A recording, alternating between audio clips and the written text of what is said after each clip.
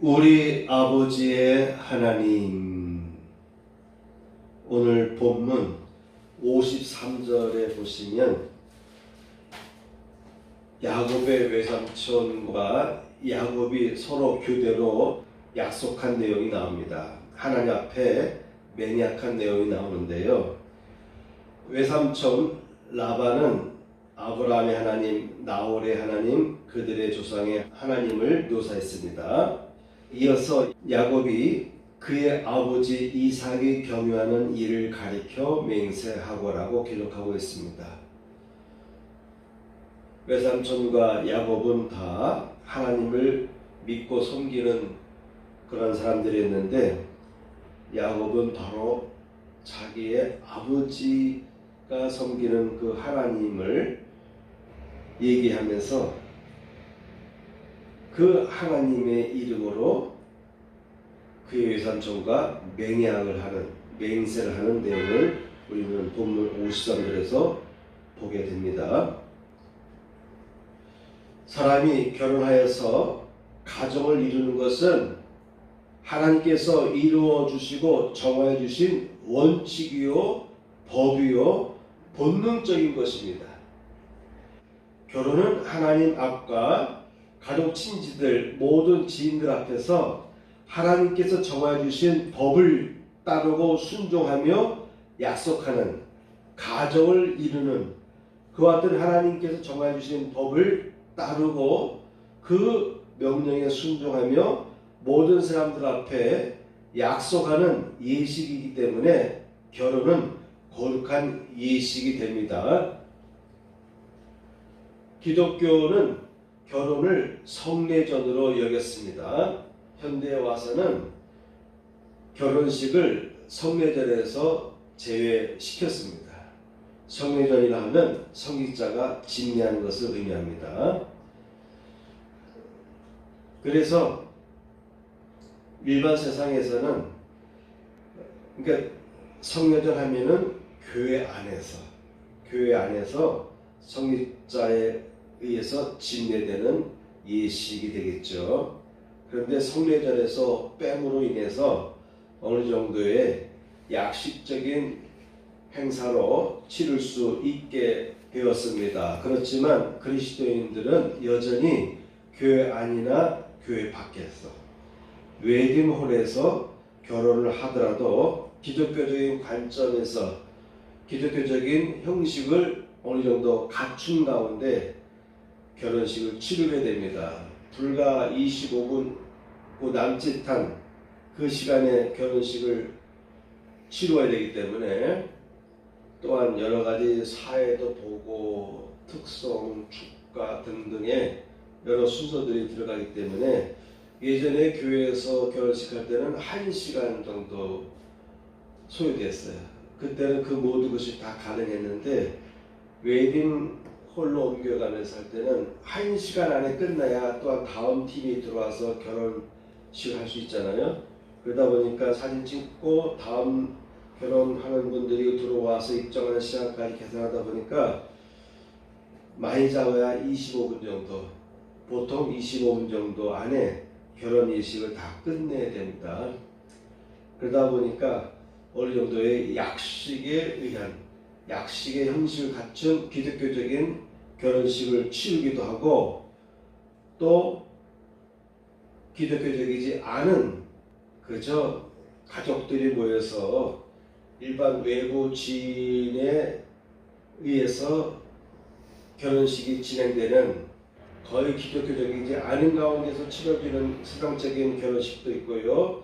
양쪽을 어느 정도 가미해서 성직자가 와서는 설교하고 선포하는, 그리고 축도하는 그런 식으로 기독교적이면서도 어쨌든 주어진 25분 안에 끝내기 위해서는 약식으로 결혼식이 치러지기도 하고, 또 한간에는 양쪽 부모님들이 격려사를 함으로 인해서 결혼식을 치르기도 합니다. 그러나 성경적인 관점에서 보면은 결혼식은 거룩한 혼례식이 되어야 된다. 그래야 하늘 앞에 우리가 영광 돌릴 수도 있고 감사할 수도 있고 모든 사람들 앞에서 하나님께 영광 돌릴 수 있는 그 같은 예식이 된다라고 생각합니다. 그래서 약식으로 치러진다 할지라도 기독교적인 요소가 빠진 가운데서 예배된다면 그런 결혼식은 성서적이지 않다, 기독교적이지 않다라고 생각합니다. 그런데 이 결혼이라고 하는 것은 오늘날은 점점 사회가 바뀌고 가치관이 바뀌어서 결혼이 과연 필요하냐, 결혼식을 안 하고도 살 수 있지 않는가, 뭐 여러 가지 가치관이 바뀌면서 어떤 분들은 결혼식을 온전히 법적으로 등록도 하고 결혼식도 치르지만 어떤 분들은 법적으로 기록도 안 해놓고 법적인 결혼식도 하지 아니하는 가운데서 부부의 삶을 살아가는 분들도 있습니다. 그런데 성경적으로 보게 되면은 남과 여자는 반드시 결혼하는 것이 정상이다. 남자와 여자는 둘이 연합해서 한 가정을 이루는 것이 하나님께서 정해 주신 뜻이다라는 것을 기억하시기 바랍니다. 그래서 하나님께서 말씀하십니다. 사람이 혼자 사는 것이 좋지 아니하니. 그래서 아담이 잘 때에 그의 뼈의 일부를 빼서 하와를 만들었습니다. 그래서 아담은 그의 아내 이름을 하와라고 졌는데 이는 내 뼈 중에 뼈요 살 중에 살이다 라고 하면서 아담이 지은 이름이 하와예요. 하나님이 지은 것이 아니라 아담이 지은 것입니다. 지상의 모든 이름들은 아담이 이름을 정하도록 하나님께서 허락했기 때문에, 그래서 모든 동식물들에 대한 이름들도 아담이 정하였고 자기 부인에 대한 이름도 이는 내 뼈 중에 뼈요 살 중에 살이라 하면서 하와라고 아담이 명칭을 정했습니다. 자기 부인에 대한 이름을 정하였습니다. 그렇게 해서 한 몸을 이루는데요. 창세기 2장 24절에 보면은 남자가 부모를 떠나 그 아내와 연합하여 둘이 한 몸을 이룰지로다. 그러니까는 청춘 남녀는 부모를 떠나서 남자와 여자가 연합하여서 둘이 한 몸을 이루는 가정을 이루는 그런 삶을 살아가도록 하나님은 처음부터 이와 같이 정하신 것입니다. 서로 한 몸을 이루며 산다는 것은 사람에게 있어서 본능적인 것입니다. 극소수로 결혼하지 않고도 일평생 살아가는 사람들도 있습니다. 사도 바울 같은 사람은 예수께서 곧 오실 텐데 시간이 없으니까 열심히 선교 사역을 하기 위해서 결혼하지 않았습니다.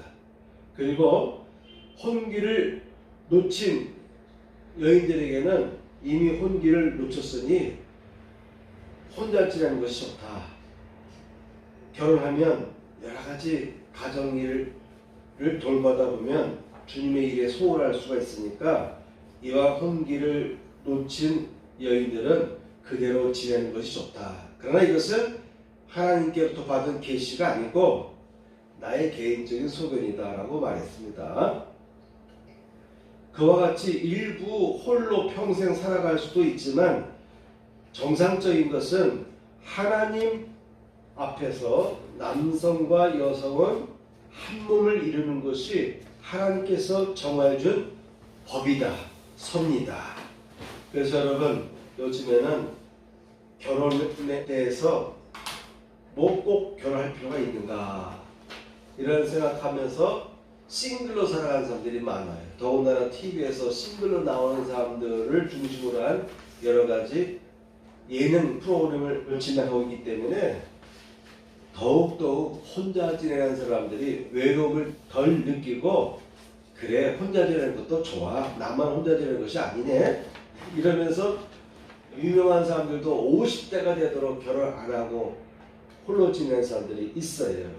그러나 여러분 그것은 성경적인 것이 아니다라는 것을 우리 크리스찬들은 기억할 필요가 있겠습니다. 결혼하면 서로 한 가족을 이룬다는 것이, 한 몸을 이룬다는 것이 그렇게 쉬운 것이 아니죠. 그렇죠? 어느 정도 살다 보면은 아무리 서로 마음이 맞아서 서로 사랑하기 때문에 결혼했지만도 살다 보면은 자꾸 말다툼을 하게 돼 있고 갈등을 하게 돼 있어요. 그렇죠? 평생 살아온 삶의 환경과 배경이 다르잖아요. 그리고 기질도 다르잖아요. 남과 여가 하나가 된다는 데는 뜻을 같이 뒀지만도 서로 취향이 다르고 성격이 다르고 습관이 다르고 그가 자라온 가정 분위기도 다르고 사회 환경도 다르고 문화도 다르고 그러니 한 몸을 이루자라고 하는 서로의 뜻을 합하였지만 그것을 이룬다는 것은 보통 어려운 것이 아닌 것입니다. 그래서 평생 서로 참아야 되고요. 평생 서로 순종할 때는 순종도 해야 되고 평생 서로 자기를 낮추려고 노력해야 되고 서로 경청하려고 노력해야 되고 서로 인정하려고 서로 격려하기를 끊임없이 이 세상을 떠날 때까지 이와 같은 서로의 노력이 계속 이어져야만 한 가정이 됩니다. 한 몸을 이룰 수가 있는 것입니다. 가정을 이룬 남녀는 자녀를 낳고 기르며 양육하면서 자녀를 위해 모든 것을 희생하고 헌신합니다. 어제는 손녀를 오후 한 2시부터 9시 한 20분까지 저희 집에서 돌봤는데 처음 맡기는 거라 걱정을 많이 했어요. 요즘 아이들 키울 때 부모님의 도움을 받지도 않고 두 부부가 아이를 양육하다 보면은 아이들은 점점점 외부 사람들과 접촉할 기회가 없잖아요. 그러니까 그런 가정에서 또한 특히 오늘 젊은이들이 애지중지하면서 아이들을 키우는데 그런 아이가 가족 외에 다른 분들과 어울릴 때 적응을 제대로 하겠습니까? 그래도 지난 주일 예배 시간에는 세례 받을 때도 잘 예배에 참여해서 얼마나 기특한지 모르는데 그래도 처음 맡기는 거라 애기 아빠는 나주에서 있고 애기 엄마는 서울에 있는데 서울에 결혼식 갔다 온 과정에서 맡기게 됐는데 걱정이 이만저만이 아니었어요. 그런데 다행히도 오후 7시 반까지는 잘 적응했어요. 울지 않고 잘 적응해서 다행이다 했는데 이 생활 습관이 7시에 우유를 먹고 7시 반에 잠을 자는 습관이 돼 있어가지고 그런 쪽지 내용대로 하려다 보니까 특히 우리 집사람은 그걸 그대로 지켜내다 보니까 밥은 좀 늦게 먹었어요. 그렇게 하고 좀 8시 재우면 되는데 워낙 7시 반에 자는 습관이 돼서 7시 4, 50분쯤 돼서 재우려고 하는데 이제 밥을 먹어서는지 정신 바짝 차려가지고 더 놀려고 하고 더 책을 만들려고 하고 막 장난감 가지고 놀려고 하고 할머니하고도 놀려고 하는데 자야 된다라고 하는 생각이 우리 집사람에게 있어가지고 재우려고 하니까 안 자려고 막 그래요. 그래도 울다가도 자겠지 하고 재우려고 하는데 안 자요. 그래서 내가 여러 번 안 되겠다 재우지 말자고 불도 껐던 거를 켜고 좀 더 놀자. 어차피 지치면 잘 텐데 지금 환경도 바뀌었잖아요. 그러면서 다시 한번 저는 오늘 말씀을 준비하는 가운데 깨달았어요. 야, 우리가 키울 때 다 잊어버렸지만 그때도 애를 키우기 위해서 얼마나 힘들었을까. 하나님도 아이를 키울 때 물론 할머니가 많이 도와줬지만 얼마나 힘들었을까.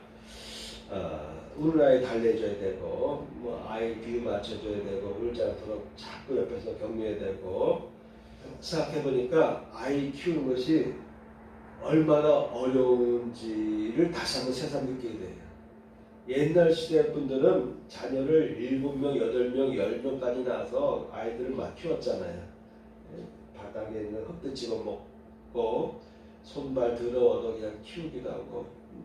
그렇지만 1명, 2명 낳아서 키울 때 얼마나 정성 들여가지고 그야말로 진액이 다 빠지도록 자녀를 양육하는 데 힘을 다했을 거 아니겠습니까? 그래서 보니까 사람은 결혼해야 된다. 결혼해서 가정을 이루고 자녀를 낳고 기르면서 그래야 우리가 어렸을 때 우리 부모님도 이렇게 키웠겠구나라는 것을 알게 되지 않겠습니까? 그래서 사람은 오히려 나이가 다 들은 다음에 가끔 여러 가지 방송 내용을 보게 되면은 나이가 70, 80 되신 분이 산소에 가서 매일 술 뿌리고 묘지에 매일 왔다 갔다 하는 자신의 어머니 아버님에 대한 그 어떤 애틋함, 그 부모님을 더 보고 싶어서 또 그때 내가 제대로 해드리지 못한 것에 대한 죄책감 때문에 나이가 60이든 70이든 80이 돼서도 자기의 부모님, 자기의 아버님, 어머님에 대한 정을 그리워하면서 매일 묘지를 방문하고 찾아가는 그런 것을 봅니다. 그걸 보니까 사람은요, 나이를 먹을수록 철이 드는 것 같아요. 그래서 사람은 남자 여자가 한 몸을 이루어서 가정을 이룰 때, 그리고 애를 낳을 때, 낳고 키우면서 부모의 심정을 이해할 수 있지 않을까. 그래서 사람은 하나님께서 이미 정하신 대로 한 가정을 이루어야 됩니다. 그래야 제대로 사람에 대한 이해도 할 수 있고 사랑할 수 있고 정이 붙고 그래야 사람다운 삶을 살아갈 수 있게 되는 것 같습니다. 자, 그런데 이와 같이 키우고 기르는 가운데에서 우리는 하나의 생명이 사회에 나아갈 수 있는 독립적으로 형성된 인격을 가지고 사회에 나아갈 수 있는 어떤 환경들을 다 조성해 주는 거 아니겠습니까? 우리 사람만 그렇습니다. 사람만 태어나면서부터 모든 것을 다 부모님이 해줘야 됩니다. 적어도 3살까지는 다 옷 입는 것부터 기저귀까지 다 해야 돼요. 그렇죠? 예. 옷 입는 것은 뭐 유치원 갈 때도 마찬가지고 초등학교 1, 2, 3학년 갈 때도 도와줘야 되는 거 아니겠습니까? 그렇게 해서 우리의 모든 손발이 자녀를 양육하는데 다 희생하게 되어 있습니다. 그런데 중요한 것은 성경에서는 거기에다 플러스 아버지의 신앙, 부모님의 신앙이 아담과 하와의 신앙이 그의 자손에게 셈에게 이어져 나갑니다. 노아의 신앙이 그의 세 아들들에게 이어져 내려갑니다. 오늘 본문에는 야곱에 대한 내용이 나오는데요. 야곱과 그의 외삼촌이 서로 만나가지고 맹세를 하는 내용이 되겠습니다. 그런데 서두에서도 언급했지만 42절에 보게 되면은 이 내용이 뭐냐면은 야곱도 결혼했어요. 그의 외삼촌의 2딸과 결혼했습니다. 원래는 둘째 딸인 라헬과 결혼하려고 했는데 외삼촌이 계속 속이는 거예요. 일을 시켜먹기 위해서 계속 속이면서 야곱이 둘째 딸과 좋아하는 것을 알지만 첫째 딸을 먼저 시집 보내기 위해서 결혼식에서 속였어요. 그렇게 번복하면서 20년 동안 7년 20년 이상 라반을 위해서 헌신했습니다. 그런 가운데서도 하나님은 이삭을 축복해 주셨는데 이제 그도 하나의 한 가정을 이룬 거예요. 자녀도 낳고 2 부인도 얻게 됐고 그의 재산도 많아졌습니다. 그래서 이제는 아버님이 계시는 어머님이 계시는 고향 땅으로 돌아가려고 결심을 했어요. 그런데 그의 아내가 라헬이 2번째 부인인 라헬이 그의 집안에 있는 귀중한 물건을 훔쳐갔어요. 아마도 딸의 입장에서도 볼 때 아버지가 너무했다. 자기 남편의 노동력을 품을 너무 갈취했다 생각했는지 그 집안에서 가장 귀한 것을 훔쳐왔어요. 그래서 이 라반이 화가 나가지고 야곱을 추격해가지고 쫓아온 거예요. 그런데 전날 밤에 하나님께서 이 라반에게 꾸짖었습니다.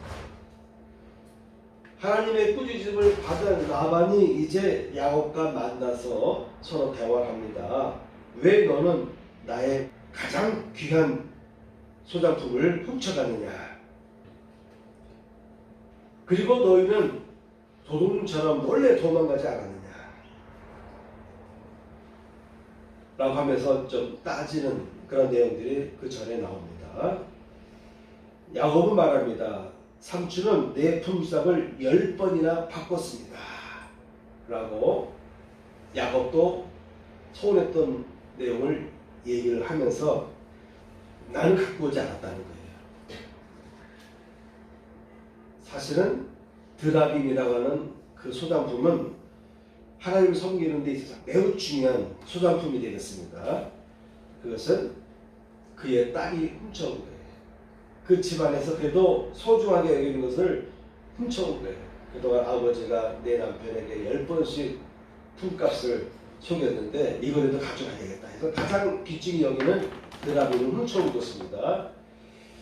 자, 그러면서 이제 본문 42절에 야곱이 말합니다. 우리 아버지 하나님, 아브라함의 하나님, 곧 이삭이 경외하는 이가, 이삭은 자기 아버지죠. 경외하는 이가, 그러니까 할아버지 아브라함의 하나님, 그리고 우리 아버지가 경외하는 이가 라고 했어요. 그의 아버지가 어떻다고요? 하나님을 경외하는데 이삭이 아버지의 모습을 보니까 얼마나 아버지가 하나님을 경외하는지. 야곱은 그의 아버지에 대한 신앙을 묘사하는 데 있어서 이삭이 경외하는 이가, 우리 아버지가 경외하는 분이 나와 함께 계시지 아니하셨더라면 외삼촌께서 이제 나를 빈손으로 돌려 보내셨으리이다마는, 이 말은 뭐냐면 지금 쳐들어와서 쫓아와가지고 내가 지금 데리고 온 짐승들까지도 다 빼앗아 가지 않았을까.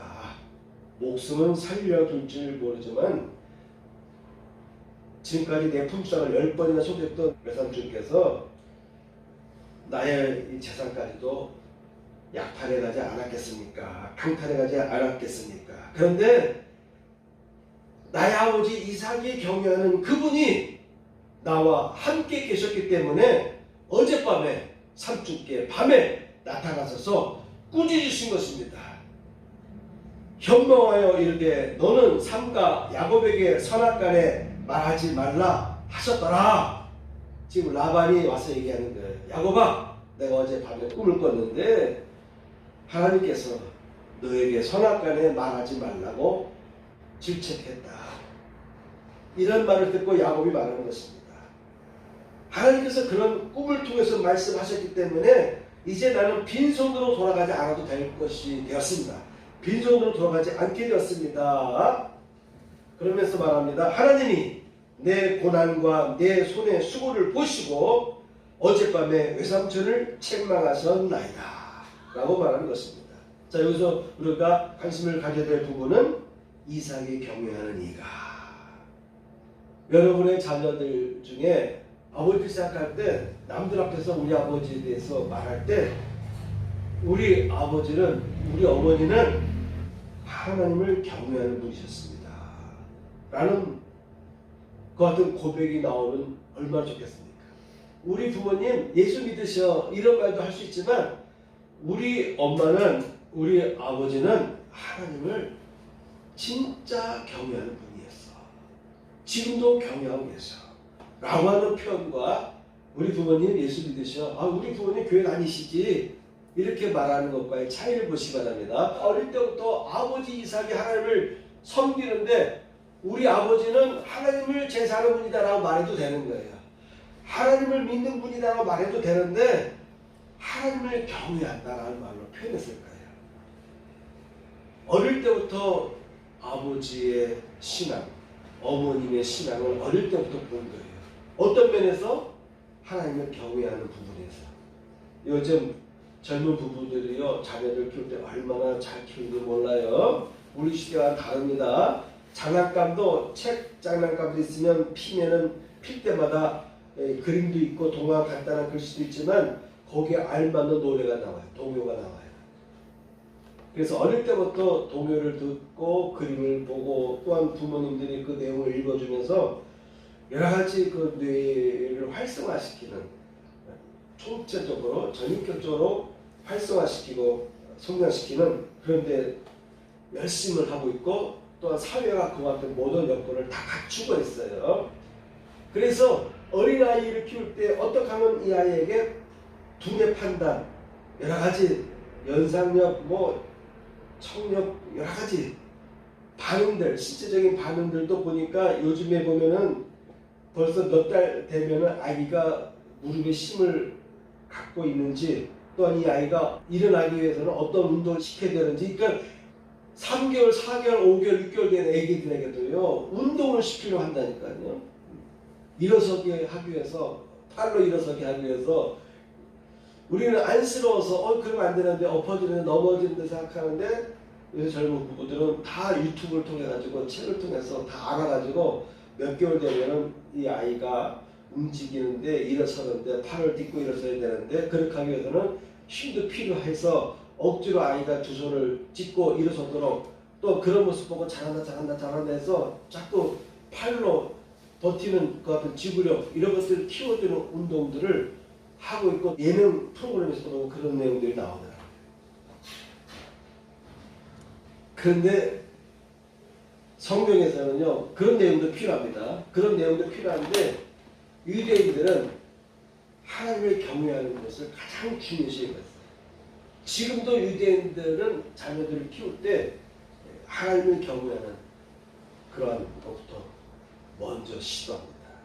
유아교육에 있어서 총체적으로 우리가 할 것을 하지만 그 가운데서도 이 아이에게 영성이 자랄 수 있도록, 하나님을 경외하는 마음 품성이 자랄 수 있도록 교육하고, 또한 부모님들이 몸소 보여줘야 되는 것이죠. 엄마 아빠가 꾸준히 예배 시간에 가는 것. 나는 집에서 더 놀고 싶은데 엄마 아빠가 나를 이렇게 세워서 옷을 입히기도 하고, 그래서 가보니까 예배당에 있으니까 얼마나 불편하겠습니까? 집에 있을 때는 마음도 기회 달리시는데 의자 앉아서 울지도 말아야 되고, 엄마에 앉혀가지고 얼마나 불편하겠어요. 막 움직이고 싶은데 움직이지 못하고. 어릴 때부터 그런 이 신앙 훈련, 신앙 배경이 대단히 중요하다. 바로 야곱은 우리 아버지가 경외하는 하나님을 그의 마음속에 떠올리고 있어요. 그런데 심정이 못 되어버렸어요. 똑같이 하나님 섬기는데도요, 이 라반은 자기 조카를 10번씩이나 품삯을 속였습니다. 하나님 믿지만은, 똑같이 하나님 믿는 백성들이지만도 이와 같이 인품의 도덕성이 영 아닌 사람이 있어요. 오늘날도 그런 사람도 많이 있죠. 11장 26절 보면은 데라가 아브라함의 아버지입니다. 보세요. 데라는 70세에 아브라함과 나홀과 하란을 낳았더라. 아브라함이 먼저 낳은 것 같아요. 장자. 둘째가 나홀, 그 다음에 셋째가 하란입니다. 몇 세에? 70세에. 그냥 쌍둥이죠. 쌍둥이란 말은 안 돼 있지만 70세에 3명을 낳았어요. 그 중에서 막내 하란은 일치상을 떠났습니다. 두 번째 이 나홀이 낳은 아들이 바로 이 라반이 되겠습니다. 그리고 야곱의 어머니 이삭의 부인이 바로 이 라반의 동생이 되겠습니다. 여동생이 되겠습니다. 42절 우리 아버지 하나님, 아버지는 누구예요? 이삭이죠. 그리고 할아버지인 아브라함의 하나님. 근데 그 아브라함의 하나님은 곧 우리 아버지 이삭이 경외하는 분이다. 그래서 자기 아버지를 두 번 강조합니다. 42절에 보게 되면은 아버지 하나님과 이삭이 경외하는 이가라고 해서 두 번 강조한 거예요. 두 번 강조한 것입니다. 그러니까 이 야곱에게 있어서는 할아버지까지 인식하고 있는 거예요. 할아버지 하나님 그리고 우리 아버지 하나님. 근데 우리 아버지는 어떤 아버지냐? 하나님을 아주 경배하는 아버지셨다. 그래서 우리 할아버지의 하나님, 우리 아버지가 섬기던 하나님, 우리 아버지 이삭이 경외하는 하나님을 강조하면서 두 번씩이나 강조한 것입니다. 오늘은 제가 여기까지만 말씀을 전하겠습니다. 나머지 내용은 다음 주 이어서 말씀을 전하겠습니다.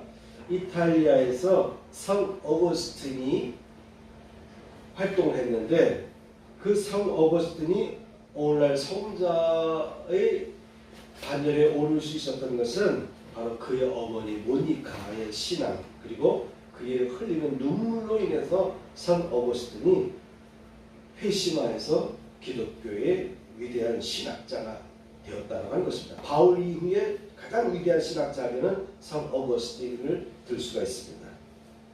미국의 대통령 아브라함 링컨 그리고 부인 록펠러에 대한 여러 가지 호불호가 있어요. 너무 독과점했다 해서 비판을 받기도 하는데 그럼에도 불구하고 이 록펠러가 어머니를 통해서 이어받은 신앙이 있어요. 주일 성수의 신앙, 11조의 신앙. 아브라함 링컨도 그의 어머니를 통해서 신앙 교육을 잘 받았습니다.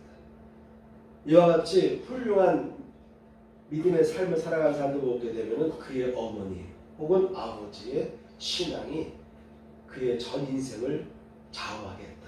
야곱 같은 사람은 그의 아버지의 신앙이 특히 하나님을 경외하는 신앙이 그의 인격을 형성하는 데 대단히 중요한 역할을 했다. 여러분 어버이날을 맞이해서 나를 기르시고 키우시면서 모든 것을 다 헌신하고 희생했을 부모님을 다시 한번 생각하시고 또한 내가 내 자녀들 앞에서 나도 희생하고 헌신하지만 특히 이삭처럼 자기 자녀들에게 신앙을 전수해 줄 수 있는 그런 어버이가 되어야 되지 않을까라는 취지에서 오늘 우리 아버지 하나님 이삭이 경외하는 이가 이와 같은 주제를 가지고 말씀을 나눴습니다. 나의 하나님 받으소서 주께 드리는 이 예물을 소리 높여 감사하며 주께 드리네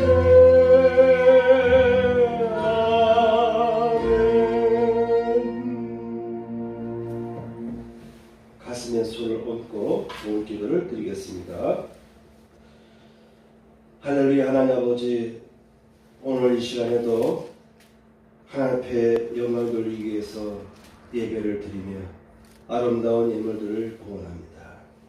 11조를 드린 가정 위에 그의 삶 위에 11조의 복이 부어지게 하여 주옵소서. 감사의 물과 주의 예물을 훌륭하여 주시고 한 주간도 주의 은혜 가운데 살아갈 수 있도록 축복하여 주옵소서. 이제는 우리 구주 예수 그리스도의 은혜와 하나님 아버지의 극진하신 사랑과 성령님의 감동감화 역사하시니 이 자리에 참여한 성도들 위해 함께 하시기를 축복하옵나이다. 아멘.